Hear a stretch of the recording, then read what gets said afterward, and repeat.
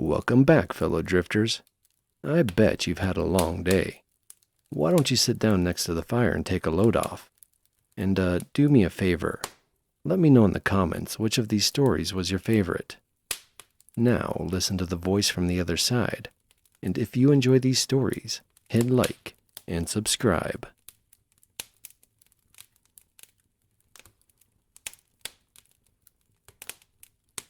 You ever look back on something and realize how close you came to real danger? Like actual danger? That's how I feel about the hike Logan and I took last October. We'd done plenty of backpacking before, mostly state parks and marked trails. But this time, we wanted something a little more remote. Something less weekend crowd and more untouched wilderness. We settled on a loop through the deep hollow backcountry. About 20 miles total, almost no cell service and rarely used. It was supposed to be 2 days out, one night camping. We parked at a pull-off where the dirt road dead ends, started the hike around 10 a.m. under a clear sky. It was early fall, crisp, dry, and great weather for hiking. For the first few hours, everything was solid. We made decent time, found a stream to refill water, stopped for lunch on a rock outcrop. It felt like we were the only people out there. It wasn't until late afternoon that things started to feel off. We passed what looked like a collapsed hunting blind, about 100 yards off the trail. Old lumber and rusted nails, half covered in moss.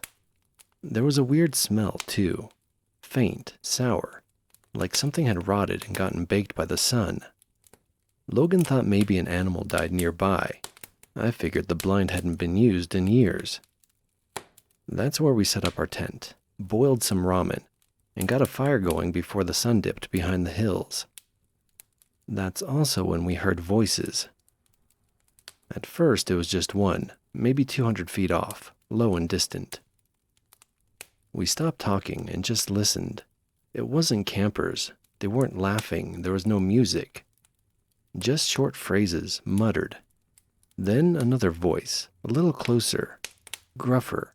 We couldn't make out the words. We assumed maybe it was hunters. Not entirely legal that deep in those woods, but it does happen. Then we saw a faint red glow between the trees. Not a headlamp, it was too dim. It looked more like a cigarette. Logan whispered, "Should we call out?" "No," I said immediately. "Let's wait." There was something off about it. The way the voices carried, the way they didn't seem to care about being heard. We snuffed the fire, packed away the food, and got into the tent without using our lights. For the next hour, we lay there in silence. At some point, a third voice joined in. This one was younger, speaking fast and low. There was shuffling and branches snapping. At one point, it sounded like something metal clinked, like a rifle or some gear. That's when it clicked for me. They weren't just hiking, and they weren't camping. They were poachers. Illegal hunters, maybe running traps, maybe worse, and we had camped too close to where they were working. I looked at Logan, and he must have been thinking the same thing. We didn't move, and we didn't even whisper. Around midnight, the voices started to fade. Then we heard something worse, an engine, maybe a dirt bike or an ATV. It was muffled but unmistakable, coming from somewhere deeper in the woods. And they weren't using flashlights. They knew this area. We waited until the first light before moving. We broke camp in under 10 minutes and didn't even bother boiling water. Just packed and got moving. Instead of finishing the loop, we cut down an old logging path we'd seen on the map. It wasn't maintained, but it led straight back to the access road. Maybe about an hour in, we found a trail of blood in the dirt. It was fresh and still wet, leading away from a tree with a broken branch. It could have been a deer, but we never saw the body. Logan pointed to boot prints beside it. 2 different pairs, deep tread, recent.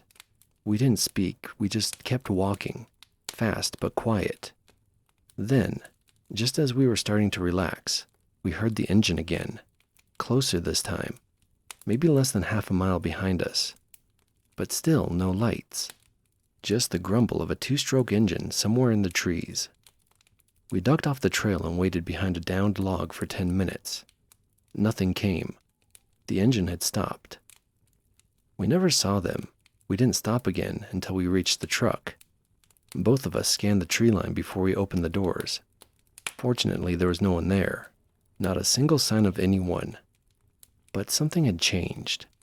There was a small pile of bones, animal I think, left about 10 feet from the back of Logan's truck.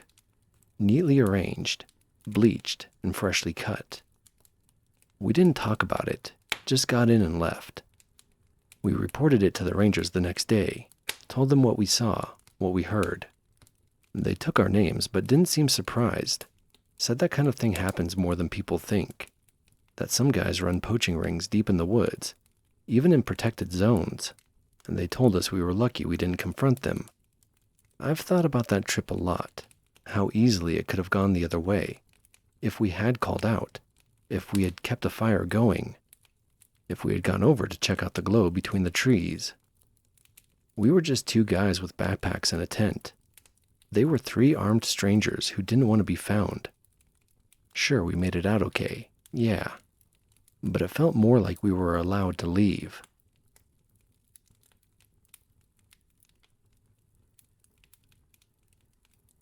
This happened last October, during the start of rifle season in Montana.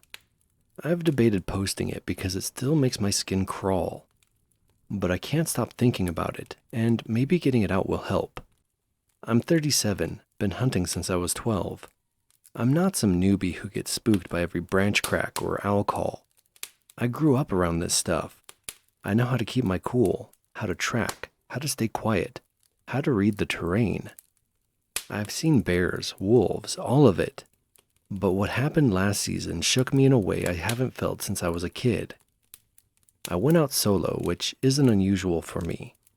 I have a regular spot up near the Tobacco Root Mountains, remote enough to avoid crowds, but still accessible by truck if you know the trails. I parked around 4:30 in the morning, hiked in by headlamp, and set up on a ridge that overlooks a saddle where elk tend to move through. It was cold that morning, mid-20s. Wind was low, visibility perfect once the sun came up.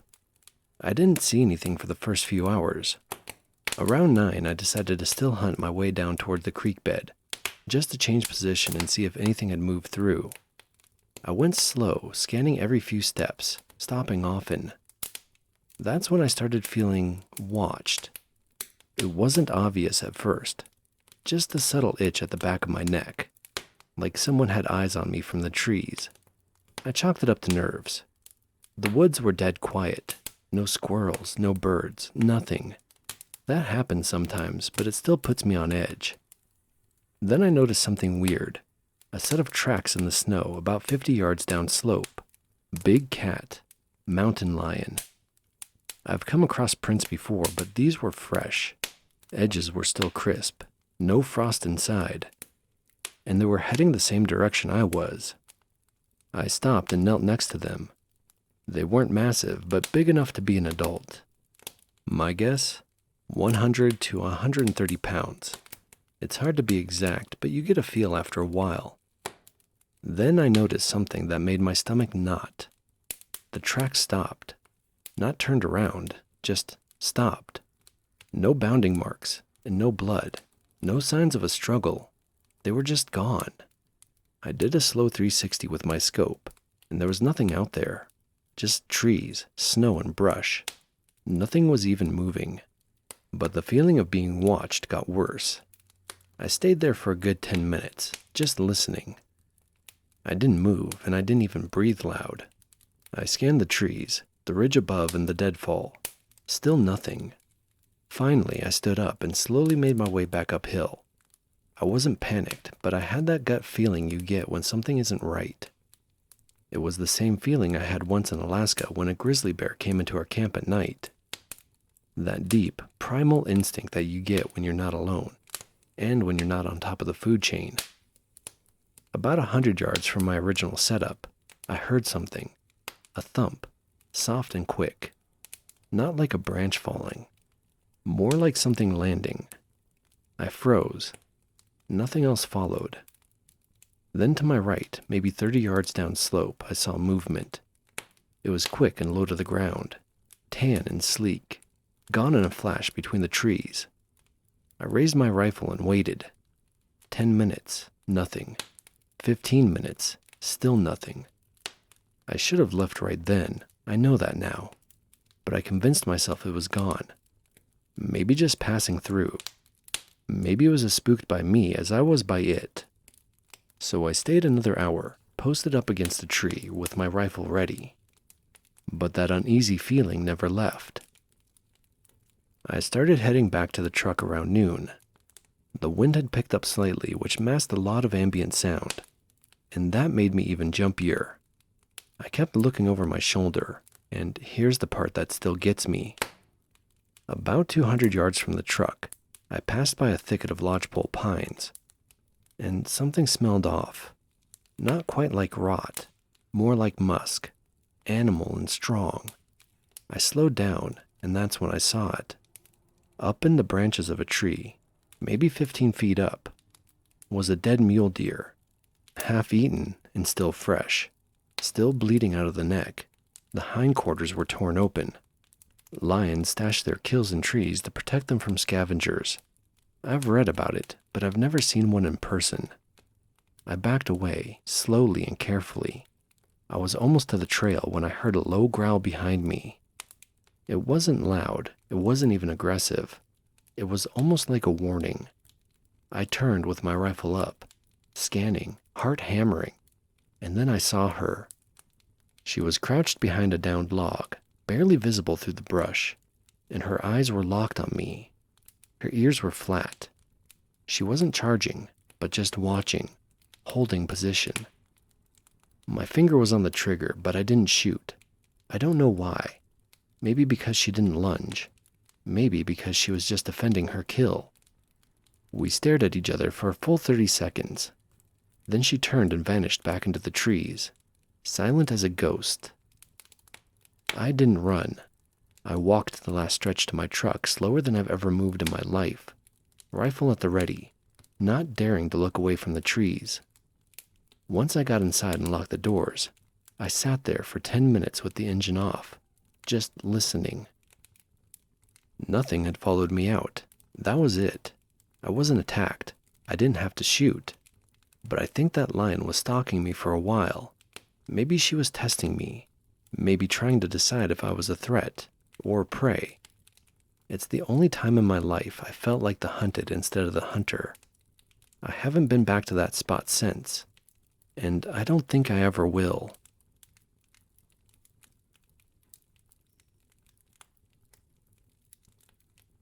You ever feel like the woods are watching you?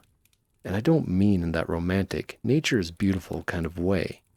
I mean really watching, like something with eyes you can't see, just beyond the trees, just out of frame. That's how it felt when Dan and I went hiking last fall up near Miller's Ridge. We'd been talking about doing an overnight in the deep woods for months. Just a short one. Hike out, set up camp, drink a little whiskey, then hike back. Nothing crazy.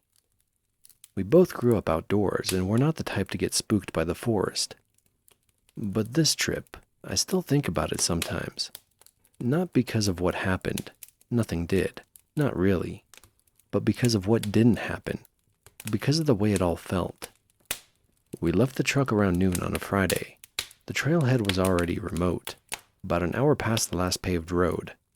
But we wanted to go even deeper, into a section of the state forest that barely sees any foot traffic. No cell reception, no noise pollution, just pine trees, cold air, and miles of silence. By 3 p.m. we'd gotten a few miles in and were following a deer trail along a ridge. Dan pointed out some old claw marks on a fallen log. Deep and uneven. Cat, he said. Mountain lion, maybe. He sounded more excited than concerned. I remember joking that at least one of us would make it out alive if we were attacked. Dan laughed. Yeah, you're slower, so I guess I'd survive. We set up camp just before sunset on a patch of flat ground near a dry creek bed. Firewood was scarce, but we made do. Heated up a couple of freeze-dried meals, passed a flask back and forth, and watched the last light bleed out of the trees. That's when the mood started to shift. At first, it was just a sound, a snap, a footstep maybe, about 20 yards uphill, just past the edge of our firelight. We both went still. "Deer?" I whispered. Dan shrugged. "Could be." But the way he reached slowly for the hatchet told me he wasn't sure. We waited for a bit, but nothing else happened. A few minutes later, we heard it again, same direction. A crunch of pine needles, just one step, then silence. This time I stood up and aimed my headlamp into the trees. There was nothing out there, just trunks and brush and shadows that didn't move. Dan said, "Might be a cat. They stalk in circles. Watch for a while before they pounce." He was half joking, but his eyes weren't smiling. The fire started dying down after that, and neither of us were in a mood to keep it going. We turned in and zipped ourselves into our bags and tried to sleep, the key word being tried. I laid there for what felt like hours, staring at the roof of the tent. Every time the wind stirred the trees, I flinched.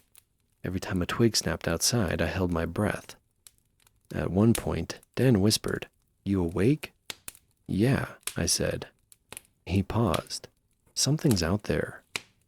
I didn't answer, but I already knew. You know that feeling when someone is standing behind you? Like the way your skin prickles, even if they hadn't said a word.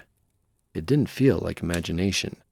It felt instinctual, like some part of me I didn't control had picked up on something the rest of me couldn't see. We laid there, listening, and that's when I heard it. Not a step this time, but breathing. Not loud, not close. Just steady and slow. It came from the direction of the trees, like something watching, chest rising and falling, calm as hell. And then, just when I thought I imagined it, it stopped. The rest of the night passed in silence. Or maybe I fell asleep out of sheer exhaustion. I don't know. We packed up at dawn, and neither of us said much. The woods looked normal in the daylight, calm, even pretty. But that pressure was still there, like something hadn't left. We decided to bushwhack back a different way, down through the valley instead of retracing the ridge trail. That seemed safer somehow. About a half a mile down, Dan froze mid-step and pointed to the dirt just ahead. Tracks, fresh ones. Big and padded, feline definitely, but huge. The kind that made your stomach knot when you realize how big a mountain lion actually is. We kept walking, faster now. I couldn't shake the feeling of eyes on the back of my neck. I kept turning around expecting to see something, but it was always just trees. Eventually we reached the trail again, maybe 2 miles from the truck. That's when we heard it. A scream. Not human, not animal either. High-pitched, drawn out and echoing through the trees like it didn't belong to the forest, or this planet. I've heard foxes, elks and owls, but this wasn't any of those. It started low, rose to a screech, then cut off sharp, like someone hit a switch. We didn't speak, we just ran. When we got back to the truck, Dan locked the doors the second we climbed in. We sat there for a long minute, catching our breath. Finally, he looked at me and said, "Weirdest thing, huh?" I waited for a minute, and then he said again, "I never saw it, whatever it was, but I know it saw us." I nodded because I'd felt the same exact thing. We told people we heard a mountain lion, that we got spooked, but we don't really know. And honestly, that's what sticks with me. The not knowing. Could have been a cat, could have been nothing. But I've hiked that ridge dozens of times, and it never felt like that before.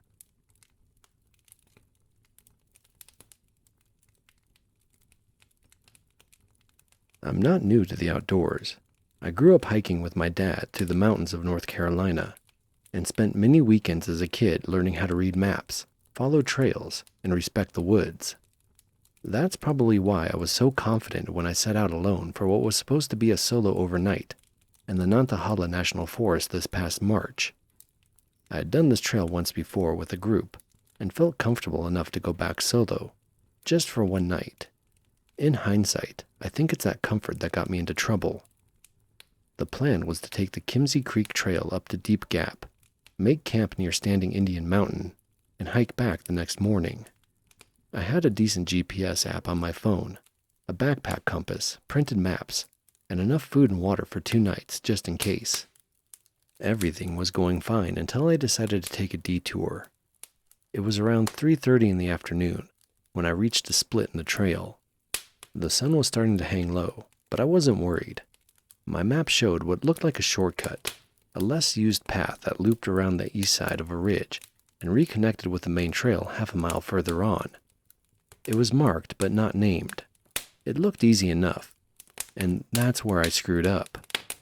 The trail was more of a suggestion than a path.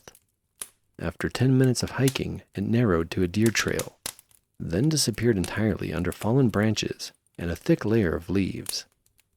I figured I just veered off a bit and could bushwhack my way until I reconnected with it. I checked my GPS. There was no signal. The app wouldn't even load my saved maps. My printed map didn't show this level of detail or elevation. I dropped lower into a ravine than I realized. I told myself I'd keep heading east and eventually find the trail again, but the woods just thickened. I came to a dry patch beneath some firs and figured I'd make camp early. I wasn't in any real danger. I had food, water, and the means to stay warm. I wasn't exactly thrilled, but I wasn't panicking either. The quiet settled in around 7 p.m. The forest felt unusually still. No birdsong, no bugs, just the occasional shifting of small animals in the brush. I told myself it was normal. Animals go quiet sometimes. Around 10 p.m. I woke up. I don't know why. I wasn't cold. I wasn't thirsty. But I felt different. Like something was out there. Then I heard a twig snap. Somewhere close. 30, maybe 40 feet away. Could have been anything. But it didn't sound like a deer or a raccoon. It sounded heavier, more deliberate. I held my breath. Another crunch. Closer this time. I turned on my headlamp and scanned the trees. Nothing but woods, branches, and shadows. I called out. "Hello? Is someone there?" No answer. And I didn't sleep much after that. By morning, the woods were thick with fog. Visibility was maybe 20 feet tops. I tried to hike toward higher ground, hoping for clearer air and a signal. But I was still deep in unfamiliar terrain. An hour in, I found something strange. A single boot print in the mud. Not mine. They were different tread, smaller size. It was headed in the opposite direction. There were no other prints around it, just the one, and no trail leading away. No matching right foot. Just one print, like someone had been standing still. I called out again, and still nothing. That should have comforted me. It was proof I wasn't alone out there. But something about that print set me on edge. Why just one? By midday, I was sure I'd been walking in circles. I marked a rock with red tape from my pack, and a couple hours later, I ended up back at it, from the opposite side. That's when I heard something new. Whistling. High, soft, and directionless. Faint enough that I almost convinced myself it was the wind. But it wasn't the kind of sound that changes with breeze. It was patterned. 4 or 5 notes. Nothing musical, just repeating. When I turned to face it, it stopped. I stood still, every hair on my arm standing up, and listened. For 10 minutes, there was nothing. Then it started again, further off. I moved fast after that. I didn't know where I was heading anymore. I just didn't want to be near that sound. Around late afternoon, the fog lifted, and I finally saw something in the distance. A tall structure rising above the trees.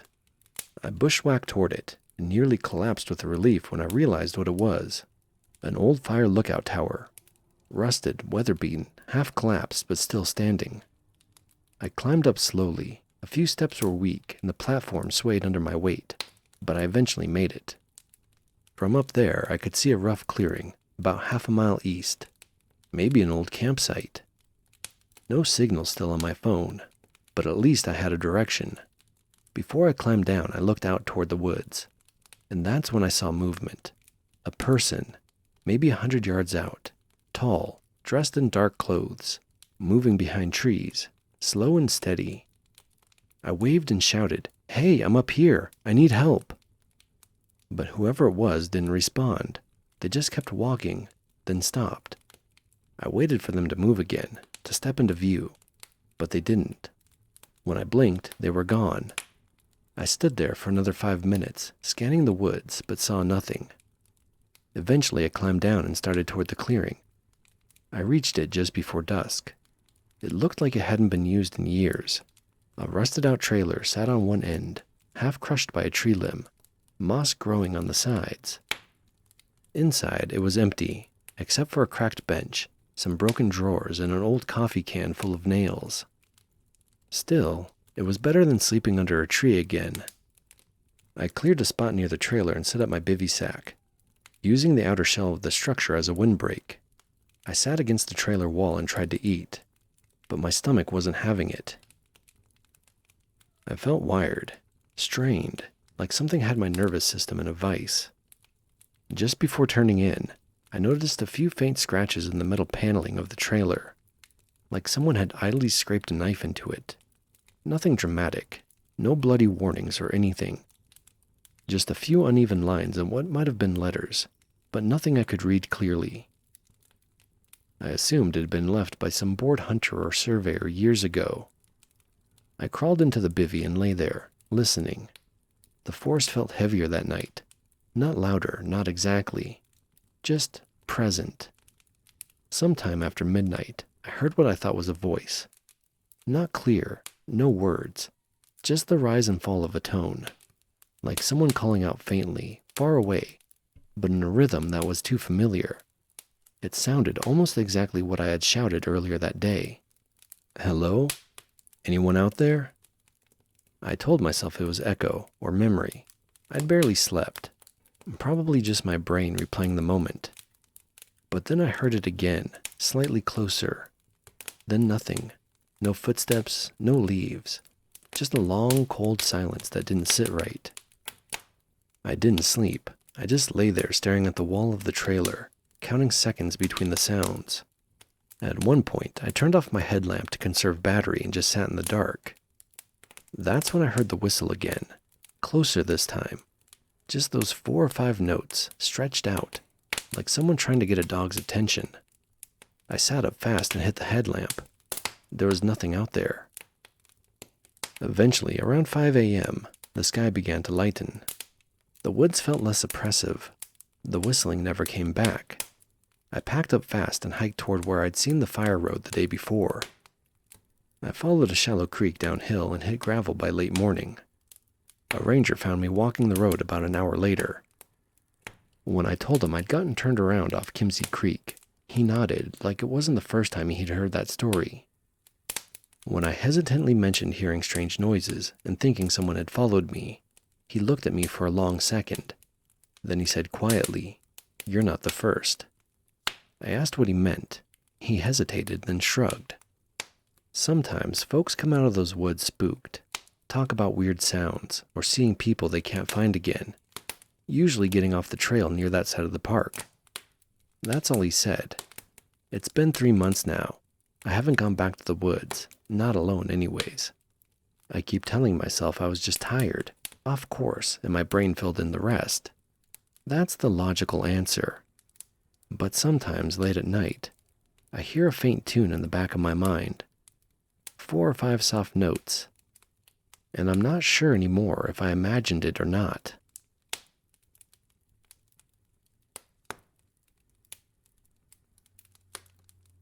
My girlfriend and I love backpacking. We live in Oregon and spend most of our weekends in the Cascades, or the lesser-known forest areas just south of Mount Hood. We've both been doing it for years, and neither of us are the type to get scared by a twig snap or the occasional far-off howl. We're careful, experienced, and used to being isolated. But after last month's trip, we've both agreed we're sticking to busier trails from now on. I'm posting this here because, well, it doesn't make a lot of sense, and maybe someone else has experienced something similar. This happened mid-May. The weather was finally warming up, and we planned a 2-night backpacking loop through a lesser-known wilderness area I won't name for obvious reasons. The kind of spot where you sign into a logbook at a trailhead, and that's the last evidence of civilization you'll see for days. We were about 7 miles in when we found a perfect place to camp. A flat clearing near a stream, surrounded by thick pine and old-growth fir. No one else around. No trash, no fire rings. Just wild country. It felt remote in the best way possible. We pitched our tent, filtered water, cooked dinner, and hung our bear bag like usual. As the sun dropped, we sat near the creek and talked quietly while the light faded through the trees.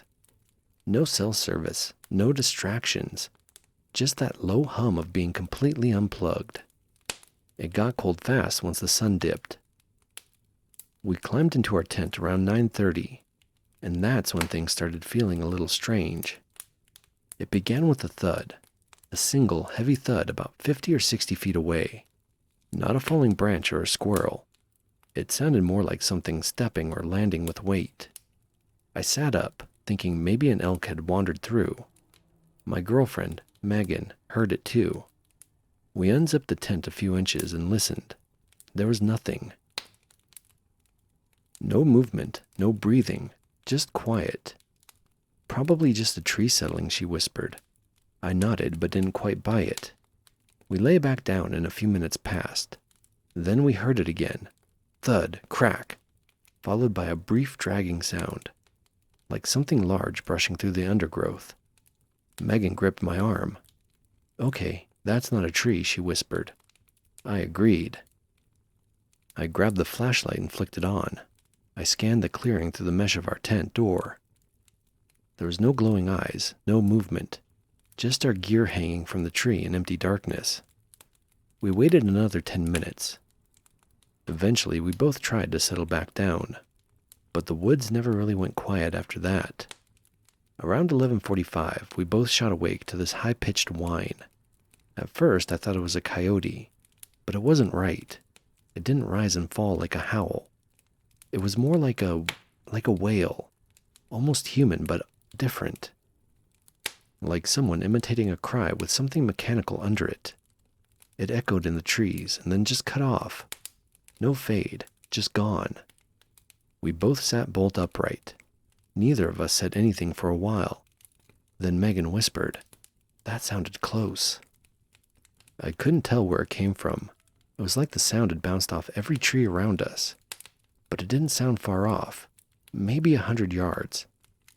Way too close for comfort. I grabbed my knife and bear spray. It felt silly, but I needed something in my hand. We listened for half an hour, then 45 minutes. Nothing but wind and creek. No more cries, no more thuds. It was around 1 a.m. at this point when the second weirdest thing happened. We heard footsteps.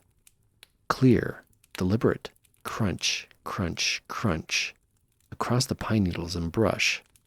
Slow, unhurried, not circling us, just walking near the perimeter of the clearing. I turned off the flashlight and we held our breath and listened. They stopped, then started again, still slow, still steady. We couldn't see anything through the tent mesh. I didn't want to unzip it again, and neither did Megan. She was gripping my wrist so tight it went numb. The steps continued, moving along the edge of the clearing, and then silence again. I waited 5 minutes, then 10, before turning the flashlight back on. I scanned everything, but there was nothing to see. Although I could swear to God, when I checked our bear bag, I could see it swaying slightly, like something had bumped the line. I told Megan I was going to check it, and she whispered, "Don't, just wait till morning." She was right. I didn't want to go out there even with the light. Now the last thing that happened still messes with me. We'd both drifted off a little from exhaustion, and maybe an hour passed, I'm not sure. But we woke up again to a soft whispering.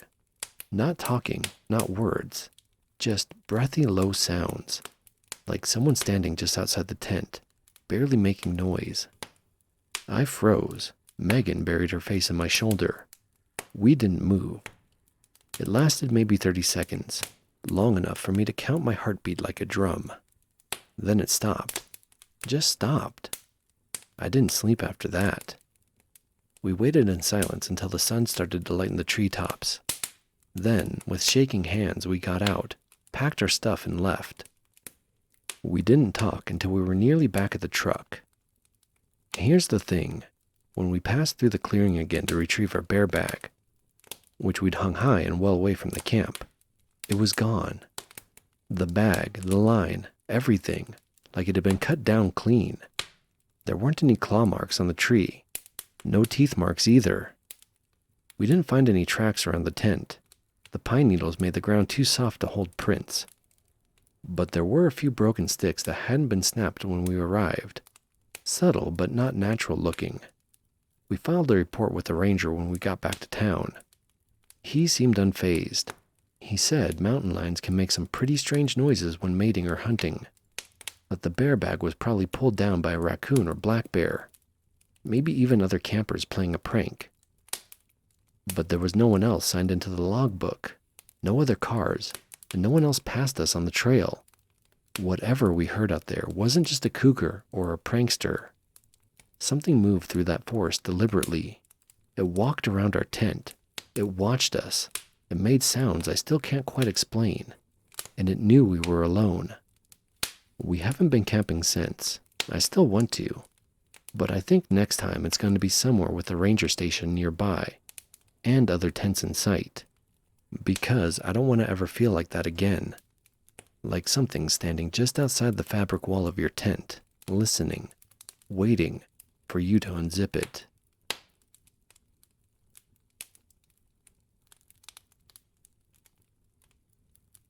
This happened last October. I've mentioned it in pieces to friends since then, usually in a light, offhand way. But I've never told the full story. Not because I'm afraid no one will believe me, but because it's hard to explain the feeling of it. The details sound mundane, but that low, slow brewing dread, that part doesn't come through when I talk about it. And that's the part I still think about. It was me, my buddy Clay, and our friend Bree. We've known each other since high school and always talked about doing an off-grid weekend. No phones, no distractions, just whiskey, bad food, and a fire. This time we actually did it. My uncle owns a hunting cabin way out in the Bitterroots, up in northern Idaho, about 5 hours from the nearest town with a gas station. The place is old, no frills, one room with 2 bunk beds, a little iron stove, some shelves stocked with canned food, and a rickety outhouse about 30 miles into the woods. No electricity, no plumbing, no cell service. It's surrounded by deep pine and cedar forest, the kind that swallows sound and light. I hadn't been up there since I was a kid, and even back then it gave me the creeps. We left early Friday morning and didn't arrive until close to sundown. The last stretch of road was barely even a road anymore, washed out in places, overgrown in others. Twice we had to stop and clear branches. We didn't pass a single other car the last 2 hours of that trip. When we finally pulled up into the clearing, the cabin was exactly how I remembered it, weathered and leaning slightly, with green moss crawling up one side. The windows were thick with dust, and the porch sagged in the middle, like it had been walked on too many times by something heavy. We unpacked, got the stove going, and opened some drinks. The quiet was nice at first, peaceful even. Bree set up her little Bluetooth speaker until the battery died, and Clay wandered off to scout night photography spots for later. I sat on the porch for a while just listening. The forest really is something else that far out. You forget how loud silence can be when there's no highway hum, no phones, and no neighbors. Clay came back annoyed. Cloud cover had rolled in and killed his chances of star trails or stargazing. Still, spirits were high. We made a fire, roasted hot dogs over the wood stove, and played cards. Around 9:30, Bree went out to use the outhouse. She was gone a little longer than I expected, maybe 10 or 15 minutes. When she came back in, she looked, well, not scared exactly, just stiff. "You okay?" I asked. She hesitated.